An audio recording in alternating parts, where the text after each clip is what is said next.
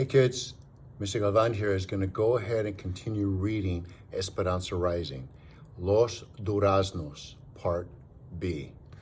I am starting on page 225. Here we go. The next morning, Miguel was gone. He had told his father he was going to Northern California to look for work on the railroad. Hortensia was confused and worried that he would leave so suddenly, but Alfonso reassured her. He is determined, and he is 17 now. He can take care of himself. Esperanza was too ashamed to tell anyone what was said in the vineyard, and she secretly knew Miguel's leaving was her fault. When she saw Hortensia's anxiety, Esperanza felt the heavy responsibility for his safety. She went to Papa's roses, and when she saw the first bloom, her heart ached, because she wished she could run and tell Miguel. "Please, Our Lady," she prayed, "don't let anything happen to him, or I will never be able to forgive myself for the things that I said."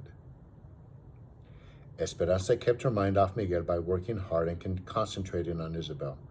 When Esperanza saw a lug of early peaches come into the shed, she sat alongside a bag to bring home to her. She just had to have them, especially today. As she walked down the rows of cabins for work, she could see Isabel in the distance, waiting for her. Isabel sat up straight, primly, with her small hands folded in her lap, her eyes searching the row. When she saw Esperanza, she jumped up and ran toward her. As she got closer, Esperanza could see the tears streaked on her cheeks. Isabel threw her arms around Esperanza's waist. "I did not win Queen of the May," she said, sobbing into the folds of her skirt. "I had the best grades, but the teacher said she chose on more than just grades." Esperanza wanted desperately to make it up to her. She picked her up and held her. "I'm sorry, Isabel. I'm so sorry that they did not choose you." She put her down and took her hand, and they walked back to the cabin. "What have you told the others? Your mother?" "No," she sniffed. "They're not home yet. I was supposed to go to Irene and Melina's, but I wanted to wait for you." Esperanza took her into the cabin and sat on the bed next to her. "Isabel, it does not matter who won. Yes, you would have made a beautiful queen, but that would have lasted for only one day. A day goes by fast, Isabel, and then it's over." Esperanza bent down, pulled her valise from under bed and opened it. The only thing left inside was the porcelain doll. She had shown it to Isabel many times, telling her the story of how Papa had given it to her. Although a little dusty, the doll still looked lovely, its eyes hopeful like Isabel's usually were. "I want you to have something that will last more than a day," said Esperanza. She lifted the doll from the valise and handed it to Isabel, "to keep as your own." Isabel's eyes widened. "Oh, no, Esperanza," she said, her voice still shaky and her face wet with tears. "Your papa gave her to you." Esperanza stroked Isabel's hair. "Do you think my papa would want her buried inside of a valise all this time with no one playing with her? Look at her. She must be lonely. She is even getting dusty. And look at me. I am much too old for dolls. People would make fun of me if I carried her around, and you know how I hate it when people laugh at me. Isabel, you will be doing me and my papa a favor if you would love her." "Really?" said Isabel. "Yes," said Esperanza. "And I think that you should take her to school to show all your friends. Don't you agree? I'm sure none of them, not even the Queen of the May, has ever owned anything as beautiful." Isabel cradled the doll in her arms, her tears drying on her face. "Esperanza, I prayed and prayed about being Queen of the May." Our Lady knew that being queen would not last, but that the doll would be yours for a long time. Isabel nodded, a small smile beginning. "What will your mama say?" Esperanza hugged her. "I have a meeting with the doctor this week, so if she lets me, I'll ask her. But I think that mama will be very proud that she belongs to you." Then, grinning, she held out the bag of peaches. "I hate asparagus, too." Esperanza and Hortensia waited in the doctor's office. Hortensia sat and tapped her foot, and Esperanza paced, looking at the diplomas on the wall. Finally, the door swung open and the doctor walked in, then scooted behind his desk and sat down. Esperanza, I have good news, he said. Your mother's health has improved and she'll be well enough to leave the hospital in a week. She is still a little depressed, but I think she needs to be around all of you.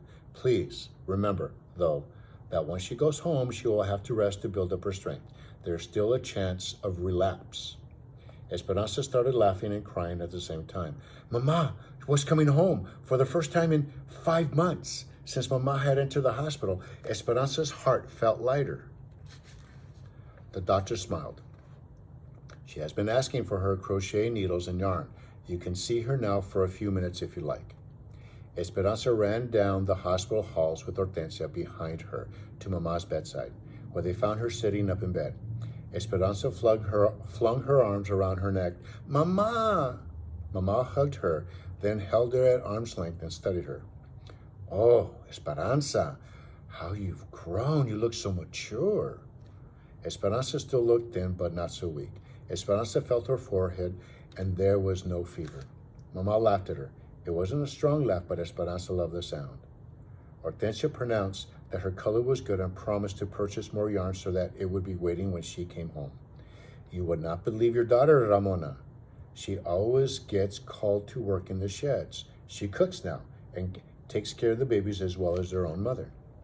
Mama reached up, pulled Esperanza to her chest and hugged her. I am so proud of you. Esperanza hugged Mama back. When the visiting hour was over, she hated to leave but kissed her Mama and said her goodbyes, promising to tell her everything as soon as she came home. All week they prepared for Mama's homecoming. Hortensia and Josefina scrubbed the little cabin until it was almost antiseptic. Esperanza washed all the blankets and propped the pillows in the bed. Juan and Alfonso cushioned a chair and several crates under the shade tree so that Mama could recline outside during the hot afternoons.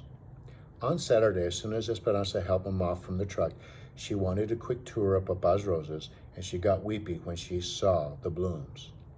Visitors came all afternoon, but Hortensia would only let people stay for a few minutes. Then she shooed them away for fear Mama wouldn't get her rest.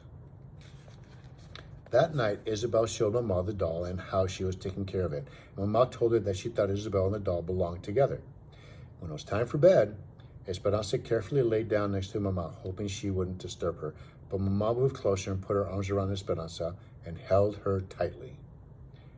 Mama, Miguel is gone, she whispered. I know, mija, Hortensia told me.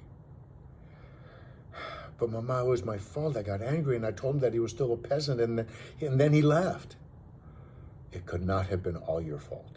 I'm sure he knows you didn't mean it. He'll come back soon. He couldn't be away from his family for long. They were quiet. Mama, you've been away from Abuelita for almost a year, said Esperanza. I know, said Mama quietly. It does not seem possible.